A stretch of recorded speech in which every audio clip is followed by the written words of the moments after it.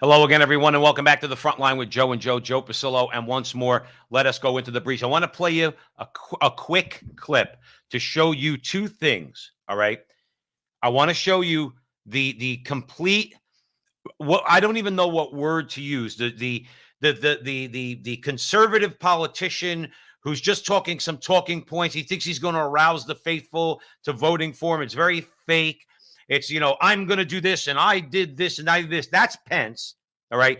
Fako. I can't even believe at one point in my life I actually liked the guy as a political leader. You would, if you're a conservative, you won't so much if you knew more about not just what he's doing now, what he did to Trump, and what he did as governor of Indiana. But then I want to juxtapose that with the authenticity, or let me say the seeming authenticity of Vivek Ramaswamy. So let me play Pence first. You got people on this stage that won't even talk about issues like Social Security and Medicare. I mean, Vivek, you recently said a president can't do everything. Well, I got news for you, Vivek. I've been in the hallway. I've been in the West Wing. A president of the United States has to confront every crisis facing America. I will put our nation back on the path to growth and prosperity and restore fiscal responsibility, just as I did in Congress and as governor, Mr. Vice President, and when I was vice president. But now, do you hear how fake that is? Okay, right away, appealing to the old people. The third rail of politics, Social Security, we're not going to touch, we're not going to touch Social Security. So he's appealing to them. And then he just starts with the jargon. I was in the halls of the White House. I was in the West Wing, just like I did. What did you do? What did you do? I'm going to get Nork on you, Mr. Pence. What did you do as vice president that we all should know about? Was there a thought that occurred to you as vice president that didn't occur to Donald Trump first? Really?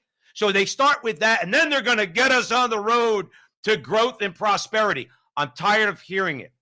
Okay, my adult political life has lasted now, let's say, about 35 years from the time I was, let's say, in my early 20s, and it's always the same damn line. Let's juxtapose that with Vivek Ramaswamy. Now, listen to the authenticity. I say seeming authenticity. I hope he's as authentic as he sounds right here. Hold on. You were named earlier. I'm going to give Vivek first. We'll get to both of you. This isn't that complicated, guys. Unlock American energy, drill, frack, burn coal, embrace nuclear. Put people back to work by no longer paying them more to stay at home. Reform the U.S. Fed, stabilize the U.S. dollar, and go to war. The only war that I will declare as U.S. president will be the war on the federal administrative state that is the source of those toxic regulations acting like a wet blanket on the economy. So I'm not sure I exactly understood Mike Pence's comment, but I'll let you all parse that out. For me, it's pretty simple. That's something a U.S. president can do with focus, and I'll deliver on it. See, now I believe him. Right now, anyway, I believe him. And I love it because he's not afraid to go after the hard left. That's right. We're going to frack. We're going to drill. We're going to burn coal. We're going to go after the administrative state. Sounds like somebody I know. Sounds like a little bit like Donald Trump, because that's the war he wants to fight. I honestly don't know how this is all going to shake out.